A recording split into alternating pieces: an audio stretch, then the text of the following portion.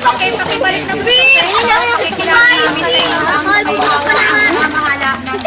Thank you. Video. Pwede. Oh, talaga. Wey, walang ulat yan.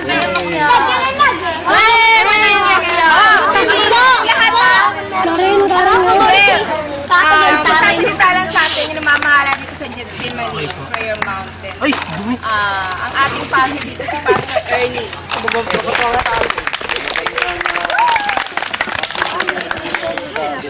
Maganda maglilagay mo dito pa ko. Mayroon lang ako ilang bagay na gustong paalam sa inyo habang kayo narito. Yung mga ilang bagay na patakaran, especially doon sa mga maliliit na bata.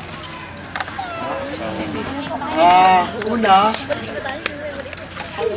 yung patakaran natin dito, yung sa mga bata, bawal yung salita na hindi maganda. Gaya ng pagmumura, no? At saka yung ika nga, nag-aaway dito sa loob, bawal. Bawal din, kapag kayo nasa loob ng room ninyo, bawal yung nag-iingay sa loob. Pwede kayo mag-ingay dito sa labas. Sa ground nito, pwede kayo sumigaw hanggang gusto nyo. Pero sa loob ng dorm ninyo, bawal. At saka mga lalaki, bawal sa room ng babae. Sige na. Same time, yung mga babae, bawal din. No? DJ. Yan.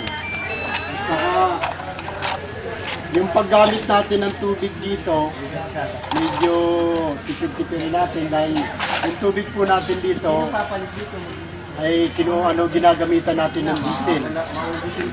Kaya pagka gumagamit kayo, kapag yung hindi nyo na ginagamit, sasara nyo. Kasi kadalasan na nahuli namin, Walang magtatapon sa bawal ng kahit na ano kasi nakakabala. Walang kakain inside the cottage. Inside the dormitory, walang kakain. So yung pagkain natin sa mess hall. Sa kantin lang yun. Kantin, dito sa kainan. Dahil yun, Morepecia. Pagkain mo kaya? Okay, during the session, cellphone.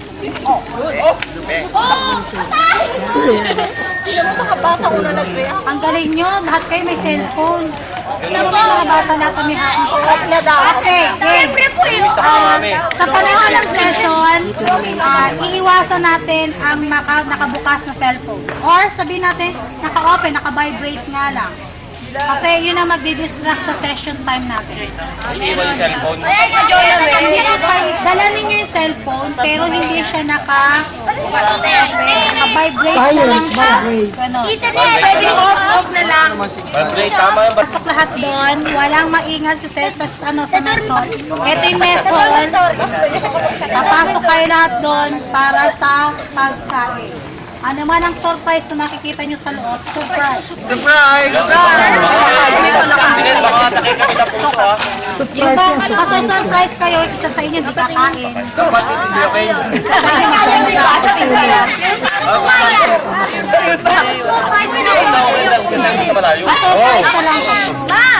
Okay, 6:30 yun.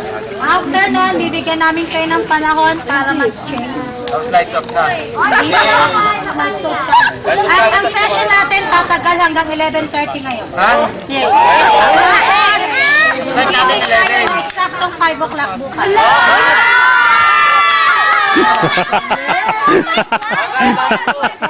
Ang reaction, no? Parang mga busy manager yung mga yan eh. Lalo na isa dyan. May ruling po. Gising ng tanghalian. Ang gumising sa 5 o'clock. Bakit? Bakit? Ano pa rin ba? Paparusahan nung... Surprise din. Surprise din ang parusa. Bakit namin sasabihin? Bati. Walang breakfast. Sa pagdating ng pagising ng 5 o'clock, yun na po yung ating time for prayer. Meron tayong meron tayong group prayer. Yung grouping sa sinabi ko kanina, katulad din sa mga boys, si Pastor Nick ang leader niyo doon. Then sa mga girls, nahati kayo, Sister Perez, kay Ate Lourdes. Ganun din yung mga adults, sinali kayo ang may hawak ng adults. Yun. Yung session na yun. At pag-divide na kayo. Yun yung devotion natin ng 5 o'clock. Malalaman yung 5 o'clock na kasi may sisigaw na. Ay,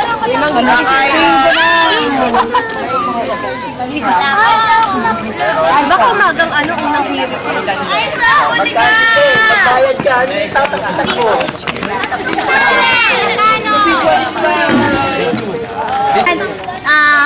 Nakaset na kayo na kailangan na kayo maligo, maglinis, ayos. Kasi 6:30, pagpasok natin ng 6:30 doon, mag-aalmusal. Paglabas nyo doon, diretso ng session.